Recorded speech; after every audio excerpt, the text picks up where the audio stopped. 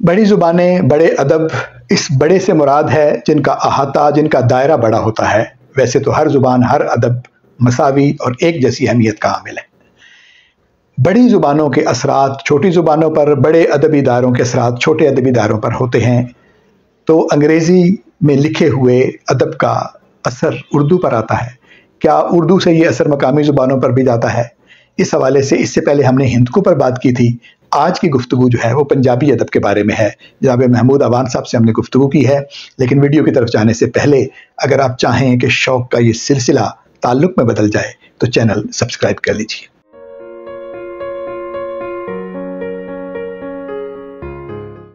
अस्सलाम वालेकुम। आबिद शाल हाजिर है इदारा उर्दू के सिलसिले एक सवाल के साथ, और महमूद अवान साहब के साथ मैं मौजूद हूँ। इससे पहले भी महमूद साहब से एक बात हो चुकी थी। दूसरी बात जो है उसी तनाजुर में महमूद साहब, इसका भी जो है मैं इंट्रो में कुछ वजाहत बयान कर चुका हूँ। तो सवाल ये है बुनियादी तौर पर कि जो मगरबी अदब है, मगरबी अदब का मतलब आलमी अदब चलें कर लें, जो अंग्रेज़ी में है या उसमें ट्रांसलेट हो जाता है। आम तौर पर उर्दू में जो चीज़ें आती हैं वो वहाँ से आती हैं, तनकीद में आएँ, तख्लीक में आएँ, ट्रेंड्स हैं, रुझानात हैं, मौज़ूआत हैं, मसाइल हैं, कुछ वहाँ से भी आते हैं। तो इसका मतलब है कि उर्दू अदब जो है वो चलता है आलमी अदब के पीछे एक तरह से। इसी तरह एक तासुर ये भी है कि जो मकामी ज़ुबानें हैं वो उर्दू के पीछे चलती हैं उसी तरह से। तो ये एक तो ये फरमाएं कि क्या ये तासुर दुरुस्त है, और है तो किस हद तक है, और अगर ये है तो दूसरा जो उसके अलावा जो कुछ है, यानी इस असर के अलावा जो ज़ुबान के पास है वो क्या है जो उसकी इम्तियाजी पहचान बनाता है? बहुत शुक्रिया डॉक्टर साहब। ये ठीक है, इसको भी थोड़ा एलेबोरेट करना पड़ेगा इस क्वेश्चन को भी, और इन कॉन्टेक्स्ट ऑफ पंजाबी। जितना मुझे आता था मैंने बात कर दी, अब आप बात क्या करें। बिल्कुल सही। अब देखें, एक पंजाबी, ये बात तो ठीक है, सारे इन्फ्लुएंसेस तो लैंग्वेजेस के होते हैं कि अंग्रेज़ी का यहाँ पे हुआ है या रशियन लिटरेचर का यहाँ पे हुआ है, और डिफरेंट रीजंस थी उसकी। वो एक लंबी फिर एक गुफ्तगू है कि क्यों उर्दू ने जैसे जो मुस्तार लिया है वो क्यों लिया। हम जो फिलहाल बात करें वो बड़ी ज़ुबान के तनाजुर में जी, क्योंकि जो बड़ी ज़ुबान है जी वो अपने निस्बतन छोटी ज़ुबान पर असर डालती है, बस इतनी बात। अब ज़ाहिर है इसमें तो फिर ये मसला है कि पंजाबी जो है वो छोटी ज़ुबान नहीं है। हाँ, यही मैं इसी पॉइंट की तरफ आ रहा था। इसमें तो फिर हम ये कहेंगे ना कि पंजाबी जो है या जो लोकल लैंग्वेजेस हैं बाकी भी, वो उर्दू से बहुत पहले की हैं, और जो उसके अंदर रिटन लिटरेचर है नहीं, बाकी बात ऐसा नहीं, क्योंकि अगले दिन मैंने हिंदको के बारे में बात की अहमद हुसैन मुजाहिद साहब से ना। हिंदको बेशक पुरानी जुबान हो, ठीक है ना, लेकिन उसमें जो कुछ लिखा जा रहा है वो अभी से है। इसी तरह मतलब जो बाकी जुबानों का लिटरेचर है वो रिटन लिटरेचर, लेकिन कम है। ये पंजाबी वो जबान है जिसमें जिस जबान की में एक मजहब की एक पूरी किताब है जो आज से 600 साल पहले लिखी गई। ठीक है, पंजाबी की बात हो रही है, मिलता है पंजाबी डेफिनेटली। मैं पंजाबी के कॉन्टेक्स्ट में बात करूं। सिंधी भी बड़ी ज़बान है, पंजाबी बड़ी है। सो पहला क्वेश्चन तो ये अगेन कि किसने किससे मुस्तार लिया है, ठीक है, वो एक लंबी एक और डिस्कशन है जी।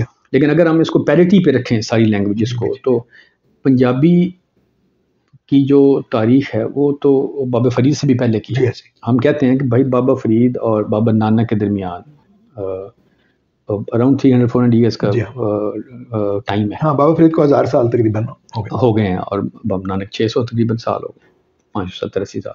तो अब इसके दरमियान ये हो ही नहीं सकता कि बाबा फरीद जैसा इतना बड़ा शायर हो एक ज़बान का, और दूसरा बड़ा शायर हमें बाबा नानक मिल रहा हो, उसमें हमें शायरी ना मिले। ये मुमकिन नहीं है कि मतलब उस वक्त यार 400 साल में वो मिले नहीं हमें।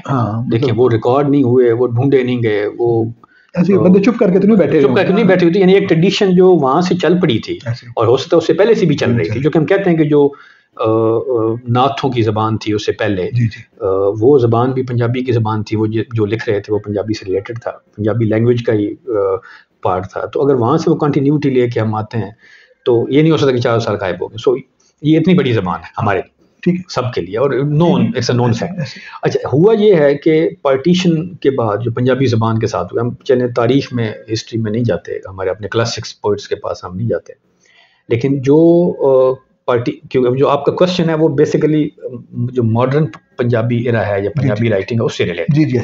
क्योंकि मुनीर न्याजी साहब ने या जिन्होंने बाद में जो काम किया है, उन्होंने अपनी उर्दू ही शायरी को पंजाबी के अंदर डाल दिया। यानी वही थीम, वही फ़ज़ा जो है वो उसको उन्होंने सिर्फ थोड़े से ऐसे ये जो निसाब की किताबें हैं जो हमने भी पढ़ी थी, मतलब शरीफ कुंजाई से और पीर फजल गुजराती से शुरू करते हैं, उससे पहले सब क्लासिक है और वो सब बिल्कुल एक ही मामले में समेट देते हैं। क्योंकि हमारा तो इसके ऊपर एक और भी लंबी डिस्कशन है कि कॉलोनियल पीरियड में जो पंजाबी पोइट्री हुई है मियां मोहम्मद बख्श की, देखिए वो बड़ी मिक्स लैंग्वेज, वो पंजाबी उस तरह की पंजाबी ज़बान नहीं है जो आपको वारिस शाह के यहाँ मिलती है या इवन जो शाह हुसैन के बुल्ले शाह के पास मिलती है। तो वो जो लैंग्वेज की उसको फ्लूइडिटी कहें, ज़ाहिर है देखिए मैं तो प्योरिटी ऑफ लैंग्वेज का कायल नहीं हुआ ऐसा, आई डोंट बिलीव इन, क्योंकि लैंग्वेज चेंज होती है टाइम के साथ, वैसे भी इंक्लूसिव होना चाहिए एब्सोल्युटली। लेकिन कॉलोनियल इम्पैक्ट तो है ना, फारसी का इम्पैक्ट तो है, अरबी का इम्पैक्ट तो है। तो जो वो कॉलोनियल एरा के हमारे शायर हैं, मियां मोहम्मद हो गए, ख्वाजा गुलाम फरीद हो गए, उसमें आपको लैंग्वेज वो वाली लैंग्वेज आपको नजर नहीं आती जो पिछले हमारे क्लासिक्स की ऐसे, हालांकि वो हम उनको अपना आखिरी क्लासिकल पोएट मानते हैं। आपका क्वेश्चन जो है वो पार्टीशन के बाद का है कि जो एरा पार्टीशन के बाद पंजाबी लैंग्वेज के साथ क्या हो, क्योंकि जितने लोग थे पंजाबी इंटेलिजेंशिया वो तो पार्टीशन के टाइम पे चले गए, इंडिया चले गए, ठीक है, ईस्ट पंजाब में चले गए। तो यहाँ पे जो यानी जो हमारा इंटेलिजेंशिया था पंजाबी का, अमृता प्रीतम देख लें आप, उसके बाद मोहन सिंह देख लें, वो जो हमारा उस टाइम का इंटेलिजेंशिया था जो पंजाबी में लिख रहा था, तो वो पार्टीशन के टाइम पे वो इंडिया चला गया। तो हमारी वो मैगजीन्स भी निकाल रहे थे, वहाँ पे एक फ्लरिश हो रही थी, एक लिटरेचर, तो एक पूरा पॉज आ गया उसके बाद। ठीक है, और वो लिखते हैं यानी गुरमुखी में, जी गुरमुखी में, और वो लेकिन उनको शाहमुखी सबको आती थी, देखिए मोहन सिंह को आती थी, अमृता प्रीतम को आती थी, क्योंकि इस ट्रेडिशन जो यहाँ की जो ट्रेडिशन थी, वो ट्रेडिशन में तो वो शाहमुखी या उर्दू पढ़ते थे, ये सारे उर्दू इनको आती थी, स्क्रिप्ट आता था। लेकिन वहां जाकर तो बदल गया ना, यकीनन क्योंकि वो ज़ाहिर है उसकी उनकी ऑडियंस ही चेंज हो गई, उसकी ऑडियंस ही, वो हम उस क्वेश्चन पे आएंगे कि वो लैंग्वेज और स्क्रिप्ट रिलीजन के साथ कैसे लिंक हुआ है और उसका नुकसान पंजाबी को क्या हुआ है, लेकिन वो फॉर सम अदर डे। तो पंजाबी एक तरह से आप ये समझ लें कि जो जब पार्टीशन हो गई तो उस टाइम पे एक नेशनल थीसिस भी क्रिएट हुआ ना जी, वन नेशन वन लैंग्वेज। तो वन नेशन वन लैंग्वेज में तो फिर कोई और ज़बान फिट नहीं होती थी सिवाय उर्दू के।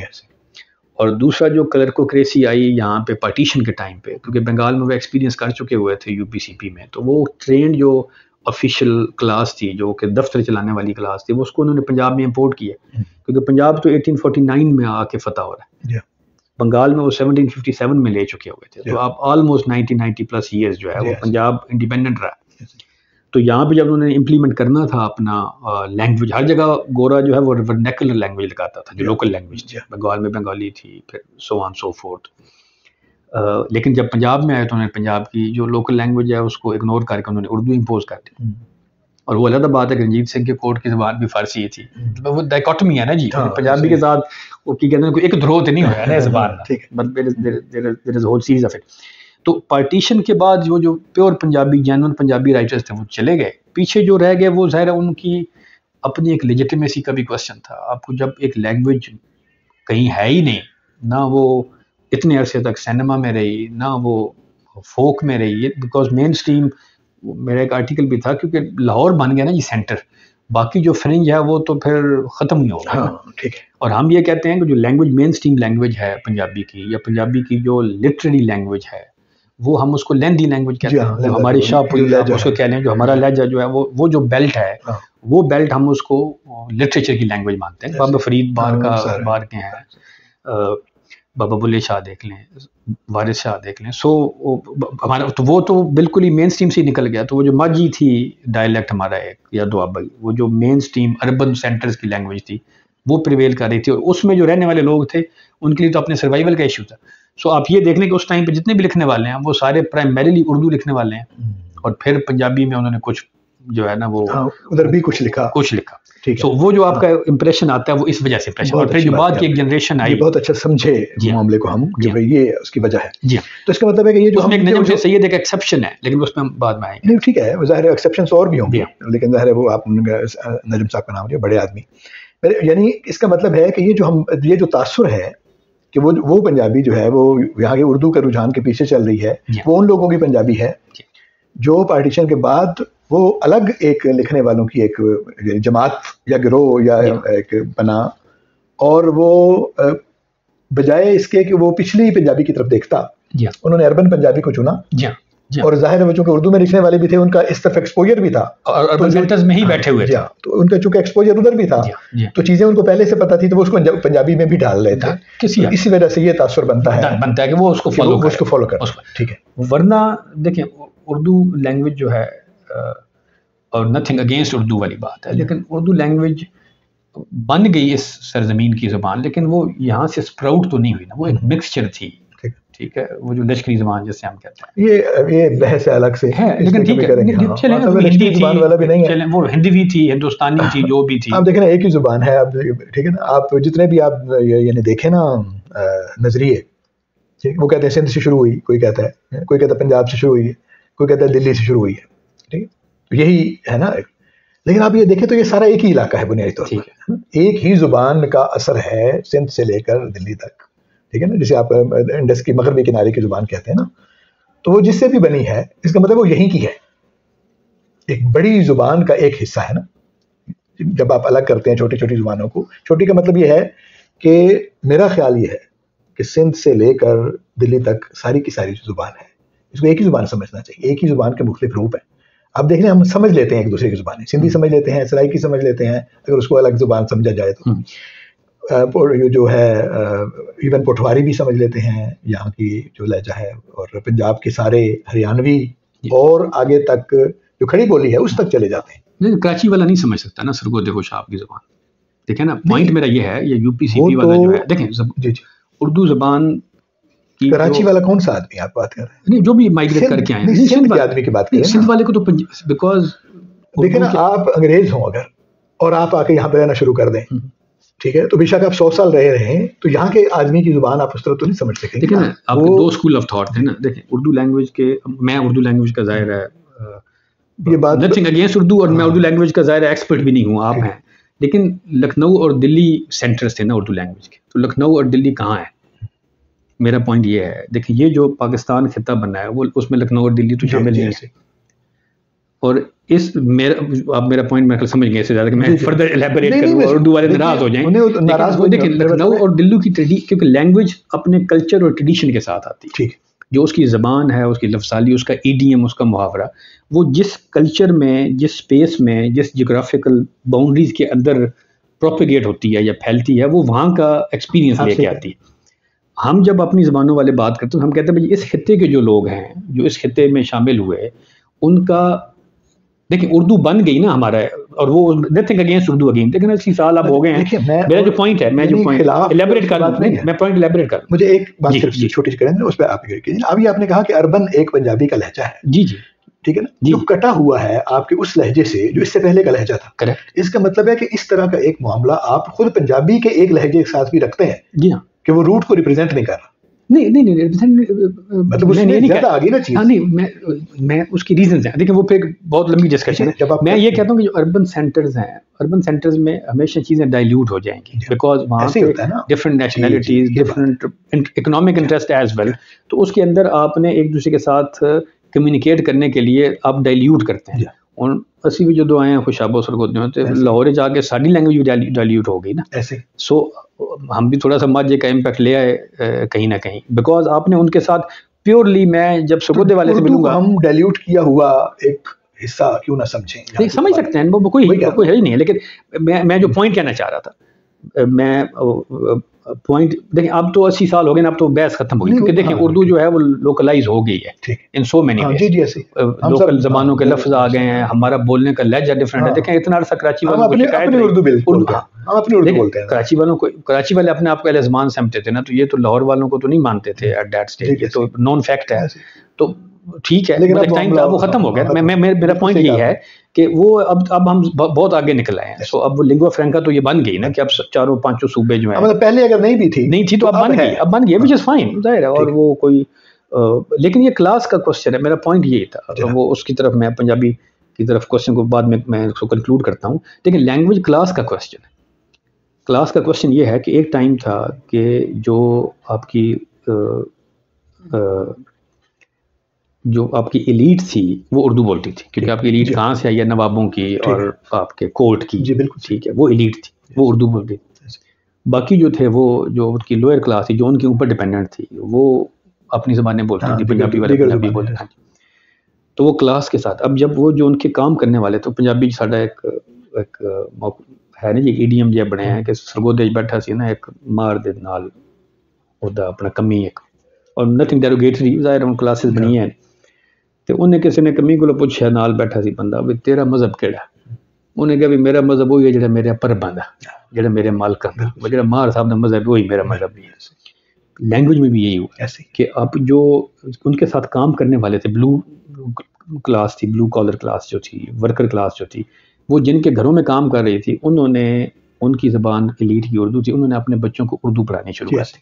उन्होंने समझा कि Punjabi is God, Urdu medium school बनने शुरू हो गए, वो सारे उर्दू में कन्वर्ट, यानी जो एक जनरेशन जो गांव से आई थी जो कि पंजाबी बोलती थी या कोई अपनी सिंधी वो इम्पैक्ट एक डिफरेंट है, चले पंजाबी पे मिसाल के तौर पर उन्होंने उर्दू अपने बच्चों को पढ़ानी शुरू कर दी, उर्दू मीडियम में भेज।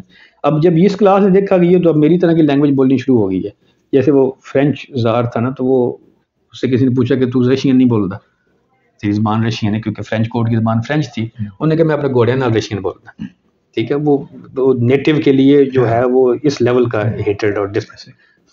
तो अब जब उन्हें पता लगा कि ये भी अब उर्दू बोलने शुरू हो गए, तो इस क्लास ने अंग्रेजी में कन्वर्ट होगी। अब इनके घरों की ज़बान, ये जो एलीट थी, अब उनके घरों की ज़बान अंग्रेजी है, तो फिर इंग्लिश मीडियम बनने। अब जो हमारे घरों में काम करने वाले हैं लोग जो डिपेंडेंट हैं इस इकनॉमिक क्लास, वो उनको चेंज करते हुए अब उनके बच्चे इंग्लिश मीडियम में पढ़ते हैं और वो कोशिश करते हैं कि अंग्रेजी आ जाए।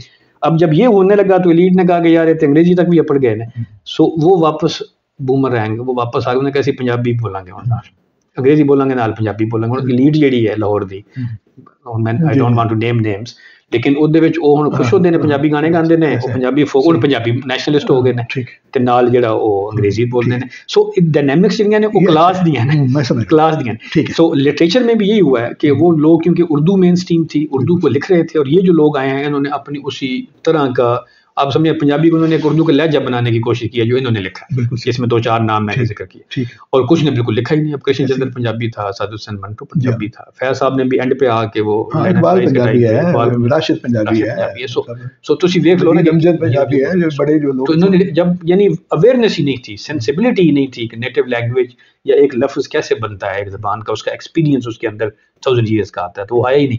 सो इसलिए वो एक इम्प्रेशन ये क्रिएट होता है, एक तो लिखी ही नहीं गई, तो इम्प्रेशन ये क्रिएट होता है कि वो उर्दू से। आखिर में हम ये फिर एक जुमला इस पे फरमा दें कि फिर जो इस वक्त जो सूरत हाल है पंजाबी के लिखने वालों की, उसमें जो पंजाबी के इम्तियाजी मामलात हैं जो इस सारे असर के तहत नहीं है, वो कौन कौन से हैं? एक दो, यानी कि वो क्या क्या लिख रहे हैं लोग, यानी अपने लहजे की तरफ गए हैं वापस? जी बिल्कुल गए। अब देखें ना, ये वो जो एक स्लैंग बन गई थी जंगली ने, ठीक है, मतलब वो एक डेरोगेटरी लैंग्वेज बेसिकली, तो डेरोगेटरी जी हाँ, जब लफ्ज़ ऐसे है कि जंगल के रहने वालों की ज़बान, बाहर सारा जंगल है, ठीक है, तो बाहर की ज़बान है ना, बेसिकली तो बाहर की ज़बान, और इसमें खुश होना चाहिए, खुश होना चाहिए हमें, कोई मेरी एक नज़म भी है ऐसा जंगली, तो वो हम पढ़ेंगे सुने।